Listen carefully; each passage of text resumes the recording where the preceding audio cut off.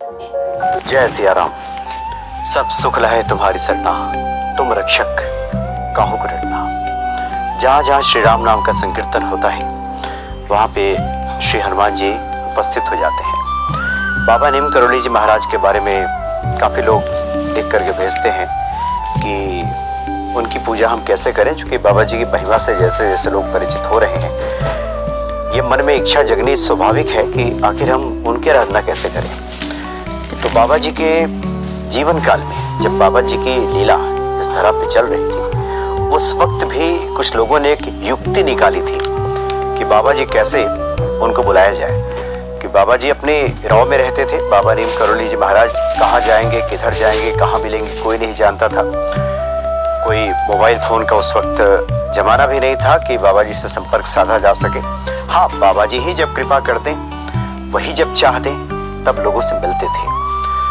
तो उस वक्त भी लोगों ने युक्ति निकाली थी कि कैसे बाबा जी उनके घर पे आ जाएं, कैसे दर्शन दे दें और कैसे कृपा कर दें, कैसे अपना आशीर्वाद भक्तों को दे दें। बरेली से एक भक्त ने एक संस्मरण लिख करके भेजा है अपने दादाजी के बारे में। और ये जो उनके दादाजी हैं, रहे अब तो नहीं है वो दादाजी, और उनका नाम था बरेली के प्यारे लाल महाजन जी। तो प्यारे लाल महाजन जी बरेली के रहने वाले थे और 5-6 साल बीत गए थे, उनके घर पे बाबा जी पधारे नहीं थे और वो चाहते थे कि बाबा जी उनके घर पे पधारे, दर्शन दें। कई बार उन्होंने ढूंढने की कोशिश की, यत्र तत्र मिले भी, बाबा से उन्होंने बातचीत भी की, आमंत्रित भी किया, लेकिन बाबा उनके घर पे नहीं गए। तो उन्होंने एक युक्ति निकाली। उन्होंने कहा कि अपने घर पे अखंड संकीर्तन वो रखेंगे राम नाम का। जो चैतन्य महाप्रभु जी ने जो अखंड संकीर्तन की बात की है, हरे राम राम राम हरे हरे, हरे कृष्ण कृष्ण कृष्ण हरे हरे, इसका संकीर्तन वो अपने घर पे रखेंगे। और उन्हें पूर्ण विश्वास था कि हनुमान जी की भांति बाबा नीम करोली जी महाराज स्वयं उपस्थित हो जाएंगे। और उन्होंने मन में ठान लिया था, ये विश्वास पक्का कर लिया था कि अगर वो हनुमान जी के भक्त हैं और जिन्हें लोग हनुमान जी का अवतार मानते हैं, अगर ऐसा है तो इस अखंड संकीर्तन में जरूर उपस्थित हो जाएंगे बाबा नीम करोली महाराज। तो अखंड संकीर्तन की शुरुआत हो गई। दिन के 8 बजे सुबह से इसकी शुरुआत हो गई। हरे राम राम राम हरे हरे, हरे कृष्ण कृष्ण कृष्ण हरे हरे, इसका उद्घोष चारों तरफ सुनाई देने लगा। बहुत बढ़िया आयोजन प्यारेलाल महाजन जी ने की। रात्रि का प्रहर बीतने लगा, लेकिन बाबा जी नहीं आए। रात्रि के जब 2 बज गए, अन्य जो मंडली के लोग थे वो गा रहे थे और इधर प्यारेलाल महाजन और उनकी पत्नी को नींद आने लगी। वो आराम करने के लिए ऊपर के कमरे में, जहाँ ऊपर कमरा बना था, वहाँ चले गए आराम करने के लिए। अचानक उन्हें एहसास हुआ कि रात्रि के 2 बजे के लगभग कोई उनका दरवाजा खटखटा रहा है और बाबा जी की आवाज लग रहा है जैसे बाबा नीम करोली जी महाराज ही पुकार रहे हो कि दरवाजा खोलो।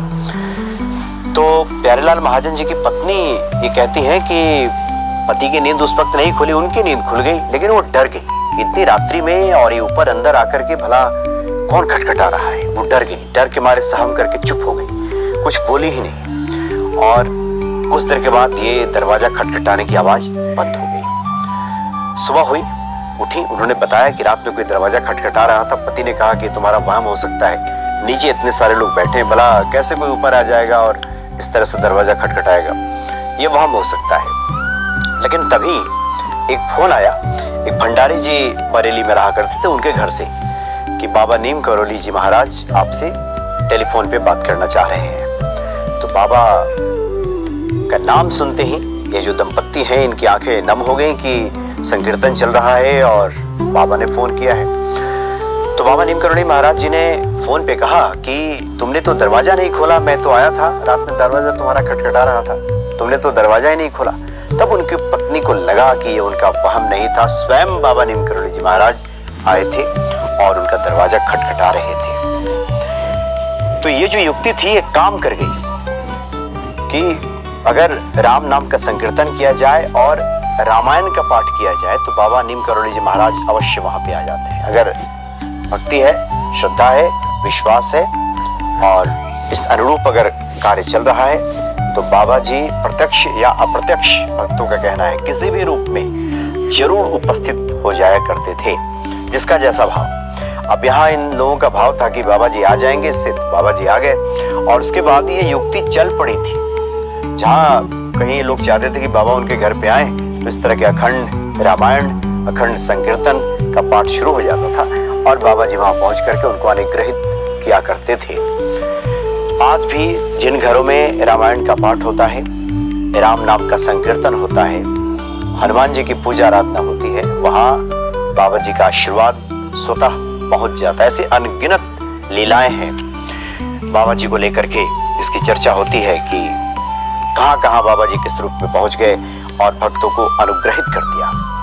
इसलिए बाबा जी को अगर प्रसन्न करना है तो हनुमान चालीसा का पाठ करें, रामायण का पाठ करें, राम नाम, श्री कृष्ण नाम का संकीर्तन करें। निश्चित तौर पे बाबा जी के कृपा पात्र भक्त बन ही जाएंगे। जो युक्ति हनुमान जी के लिए काम आती है वही युक्ति बाबा नीम करोली जी महाराज के लिए भी काम आती है। बड़े दयालु हैं बाबा नीम करोली जी महाराज, और हनुमान जी तो संकट मोचन ही है, संकटों का निवारण निश्चित ही भक्तों का करते हैं। जय सिया राम।